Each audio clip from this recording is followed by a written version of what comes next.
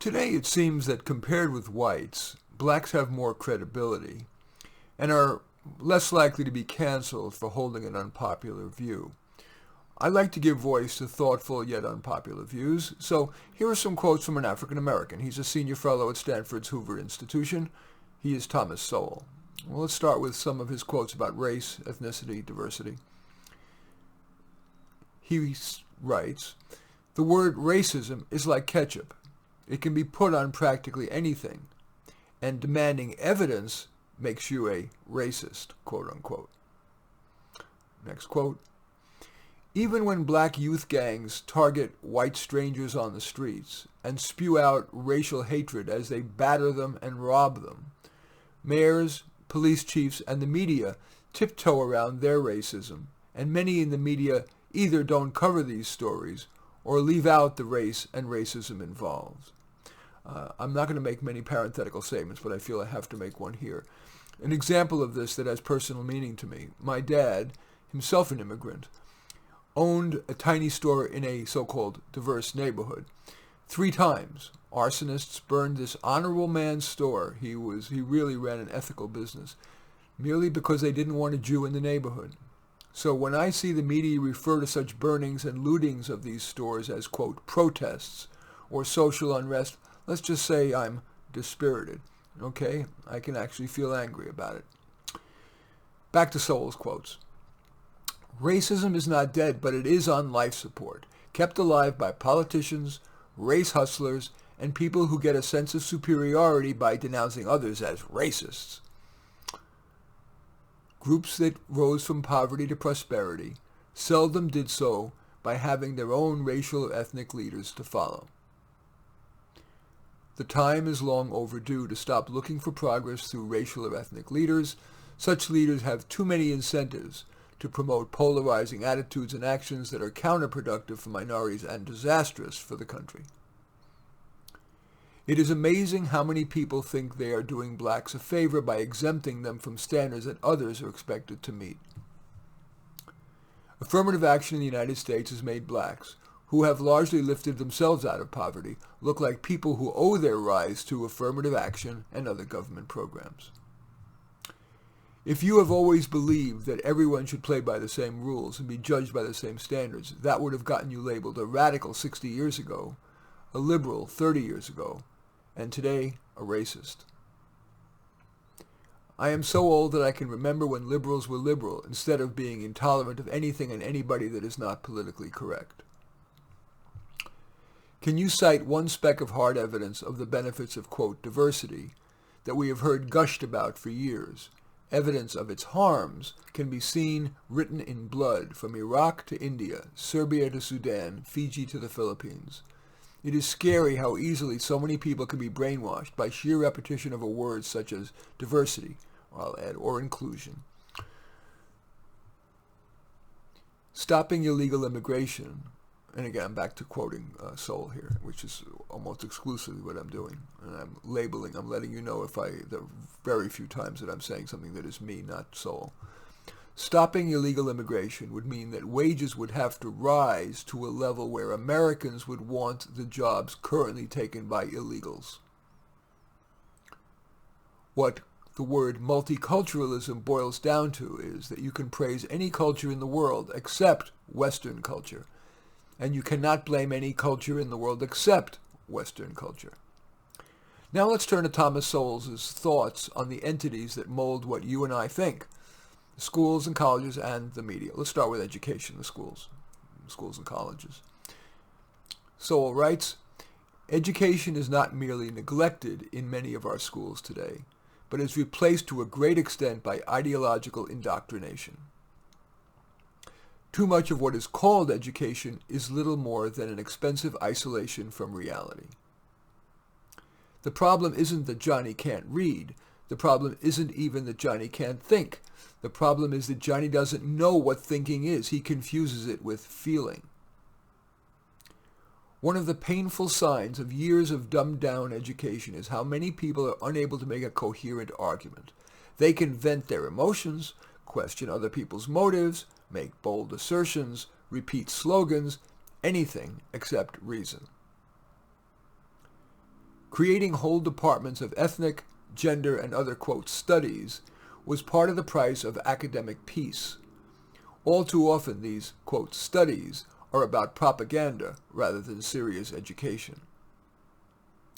The next time some academics tell you how important diversity is, ask how many Republicans there are in their sociology department.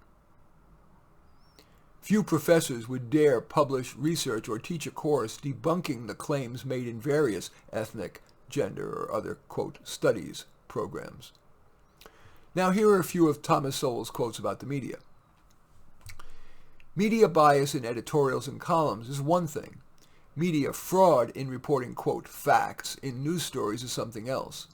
The issue is not what various journalists or news organizations' editorial views are. The issue is the transformation of news reporting into ideological spin, along with self-serving taboos and outright fraud. You don't send people to prison on the basis of what other people imagine or on the basis of media sound bites like, quote, shooting an unarmed child when that, quote, child was beating the victim bloody.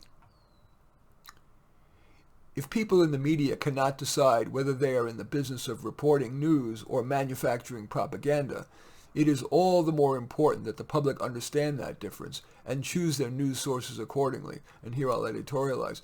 The problem is that it seems that most of the so-called responsible mainstream media is subject to that bias. But now let's turn to some of Sowell's quotes about policy and politicians. He writes, "The big divide in this country is not between Democrats and Republicans or women and men, but between talkers and doers.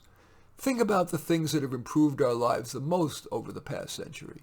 Medical advances, the transportation revolution, huge increases in consumer goods, dramatic improvements in housing, the computer, I'll add, of course, the smartphone. The people who created, and the COVID vaccine, a miracle in so few months, such an effective, safe vaccine."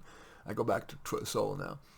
"The people who created those things, the doers, are not popular heroes. Our heroes are the talkers who complain about the doers. Talkers are usually more articulate than doers, since talk is their specialty.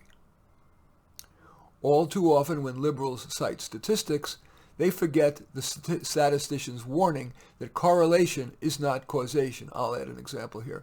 "Criminals have less education, but there's little evidence that giving them more reduces their recidivism. But we know that it's going to increase the amount of tax dollars taken from us." Now I'm back to quoting Sowell. "It is hard to imagine a more stupid or more dangerous way of making decisions than by putting those decisions in the hands of people who pay no price for being wrong." That is politicians, or the policymakers. It's not their own money, it's taxpayer money. And again, that was my editorializing. Next, back to Sowell. "The first lesson of economics is scarcity. There is never enough of anything to fully satisfy all who want it. The first lesson of politics is to disregard the first lesson of economics. Being willing to donate the taxpayers' money is not the same as being willing to put your own money where your mouth is.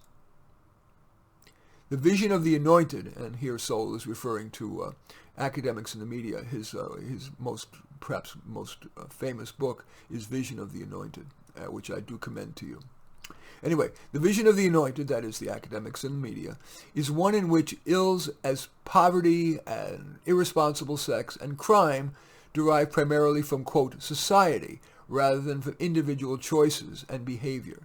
To believe in personal responsibility would be to destroy the whole special role of the anointed, whose vision casts them in the role of rescuers of people treated unfairly by, quote, society. What do you call it when someone steals someone else's money secretly? Theft. What do you call it when someone takes someone else's money openly by force? Robbery. What do you call it when a politician takes someone else's money in taxes and gives it to someone who is more likely to vote for him? Social justice. With various people complaining about, quote, price gouging, economist Walter Williams has coined the new term, quote, tax gouging. I might mention, because we're so race conscious, Walter Williams is also an African American. I'll just repeat it anyway. With various people complaining about, quote, price gouging, economist Walter Williams has coined the new term tax gouging. But government is never accused of either, quote, greed or, quote, gouging, not even when they bulldoze people's homes in order to turn land over to businesses that will pay. Prices are important not because money is considered paramount, but because prices are a fast and effective conveyor of information through a vast society in which fragmented knowledge must be coordinated. The income tax has spawned an intrusive bureaucracy, creating so much complexity and red tape that millions of ordinary citizens have to go get some accountant to fill out the forms for them, and then sign under penalty of perjury that it was done right. If you knew how to do it right, you wouldn't have to go to someone else to have it done, would you? For society as a whole, nothing comes as a, quote, right to which we are, quote, entitled. Even bare subsistence has to be produced, and produced at a cost of heavy toil for much of human history. The only way anyone can have a right to something that has to be produced is to force someone else to produce it for him. The more things that are provided as rights, the less the recipients have to work, and the more that others have to carry their load. Bailing out people who made ill-advised mortgages makes no more sense than bailing out people who lost their life savings in Las Vegas casinos. I have never understood why it is, quote, greed to want to keep the money you've earned, but not greed to want to take somebody else's money, as in taxation. The idealism of the left is a very selfish idealism. In their war against, quote, the rich and big business, they don't care how much collateral damage there is to workers who end up unemployed. Those who cry out that the government should, quote, do something never even ask for data on what actually happened when the government did something compared with what actually happened when the government did nothing. In other words, leaving it to the free market. The strongest argument for socialism is that it sounds good. The strongest argument against socialism is that it doesn't work. But those who live by words will always have a soft spot in their heart for socialism because it sounds so good. Socialism in general has a record of failure so blatant that only an intellectual could ignore or evade it.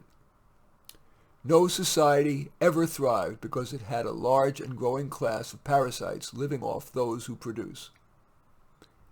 Mistakes can be corrected by those who pay attention to facts, but dogmatism will not be corrected by those who are wedded to a vision. President Obama seems completely unaware of how many of the policies he's trying to impose have been tried before, in many times and places around the world, and have failed time and again.